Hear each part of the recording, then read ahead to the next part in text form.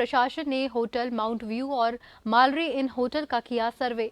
पिटकूल के कर्मचारियों ने विद्युत आपूर्ति के तार हटाए। मौके पर पुलिस, एसडीआरएफ, एनडीआरएफ की टीमें मौजूद। लोक निर्माण के अधिकारी का दल भी मौजूद है। अब तक 75 भवनों को तोड़ने का फरमान जारी हो गया है। जोशीमठ में भूधसाव का मामला।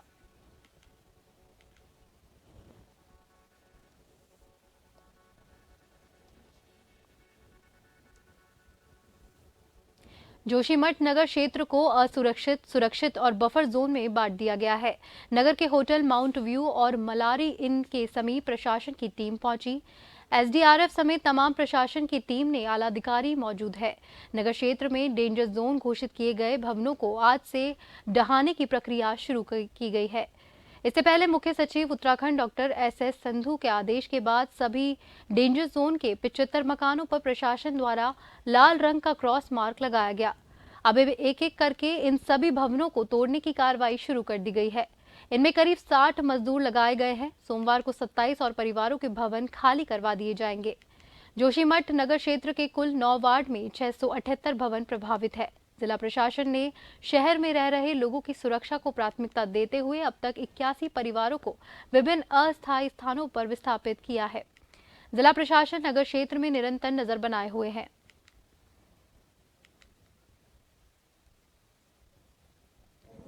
इसके अलावा हमारे पास कोई ठिकाना नहीं है, कोई कहीं हमारे पास कोई दूसरा घर नहीं है। मलारी में है 2 कमरे हैं, वो छोटे छोटे कमरे, वहाँ आजकल हम जा नहीं सकते।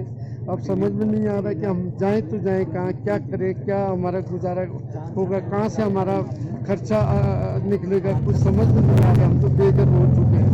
की तरफ से अब तक कोई जानकारी नहीं दी गई है और ना ही हमारे संज्ञान में ये बात लाई है। ये बात अलग है कि हम इसको तिल तिल करके डूबते हुए देख रहे हैं। और मैं तो जब इस उन परिस्थितियों में हमने इसको बनाया था जब मेरा किडनी ट्रांसप्लांट हुआ था और मैं यहाँ पर आया था। मेरे सामने सबसे बड़ी रोजगार की समस्या थी और हमने किसी तरह से इसको किसी से, अपने रिश्तेदारों से, भाइयों से इस तरह करके थोड़ा बहुत पैसा जुटा के इसको बनाना शुरू किया था। और बनाते बनाते हमने जो भी बनाया बना के आज हमने इसको खड़ा किया।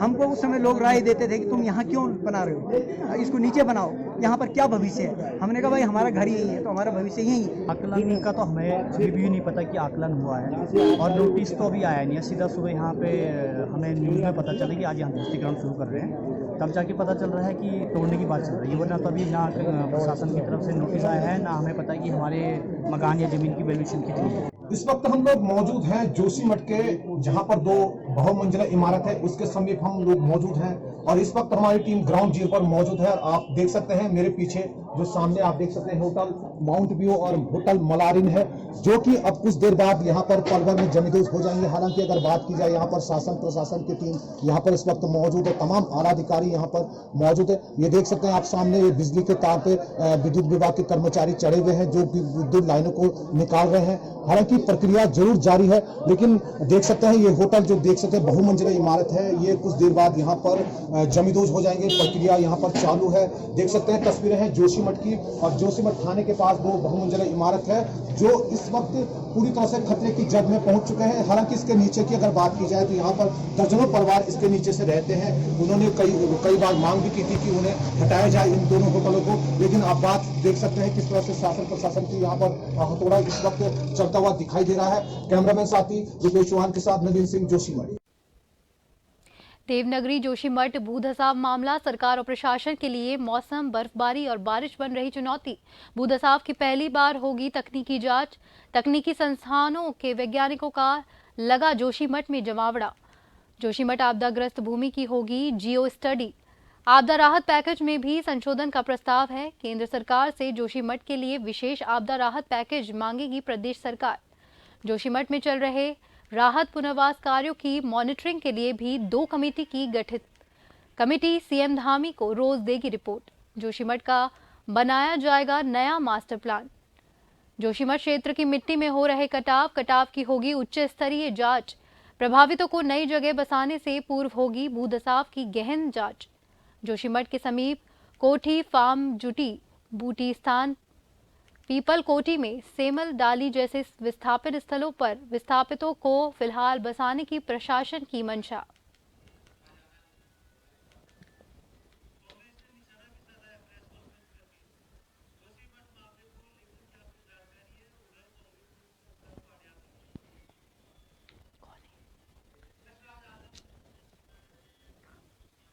और इस खबर पर अधिक जानकारी देने के लिए हमारे साथ हमारे संवाददाता यशराज आनंद फोन लाइन पर जुड़ चुके हैं। यशराज, जोशीमठ भूदसाव मामला चल रहा है जिसको लेकर एक संकट बना हुआ है, तो दूसरी तरफ देखा जा रहा है कांग्रेस ने भी इस मामले को लेकर निशाना साधा है, क्या कुछ जानकारी है?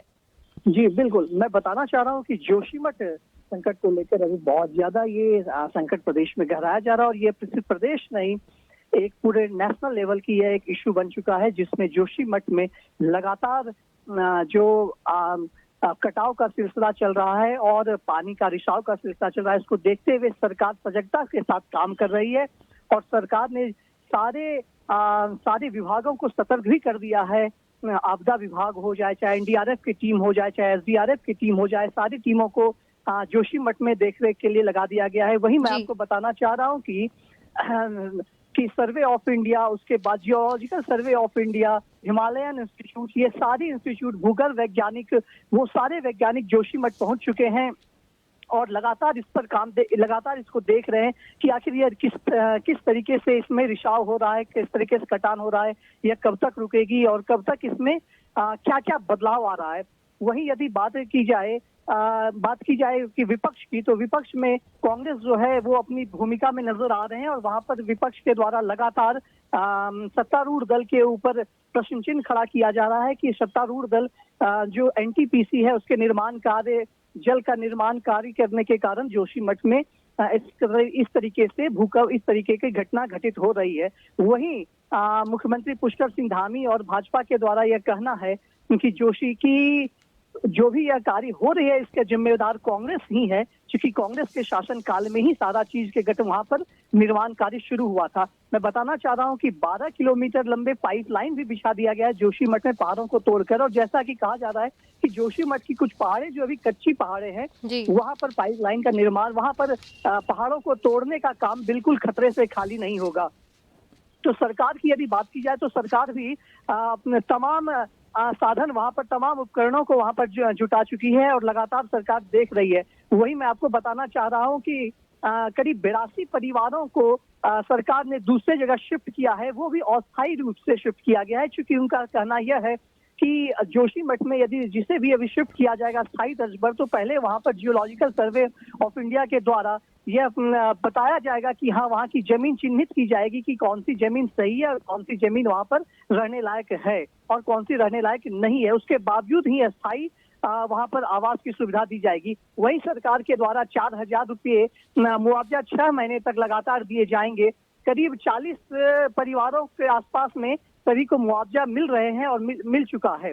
दूसरी तरफ यदि बात की जाए कि तमाम सुविधाओं की और यह कब तक होगा, तो जोशीमठ में प्रधानमंत्री नरेंद्र मोदी की एक कमेटी गठित हुई है जिसमें 7 कमेटियों का गठन के द्वारा कल एक वीडियो कॉन्फ्रेंसिंग के माध्यम से अशोक कुमार जो महानिदेशक है उत्तराखंड के, उसके बाद खुद यहाँ के एस संधू, ये सभी कल वीडियो कॉन्फ्रेंसिंग के द्वारा उनके जुड़े हुए थे और सभी ने जोशीमठ के विषय में बातें रखी और सभी ने यह बात की कि किस प्रकार से वहां पर सुचारू रूप से काम करना चाहिए ताकि लोगों को जो हो रही परेशानी है उससे निजात मिले। वही बात की जाए यदि होटलों की, तो वहां पर जोशीमठ में 2 बड़े बड़े होटलों को के ध्वस्तीकरण का काम चल रहा है और लगातार वहां पर ध्वस्त किया जा रहा है, क्योंकि वो दोनों होटल जो है वो एक दूसरे की तरफ झुक गए थे और झुकने के कारण वो उन पे गंभीर खतरा आ गया है। वही मैं आपको बताना चाह रहा हूँ कि करीब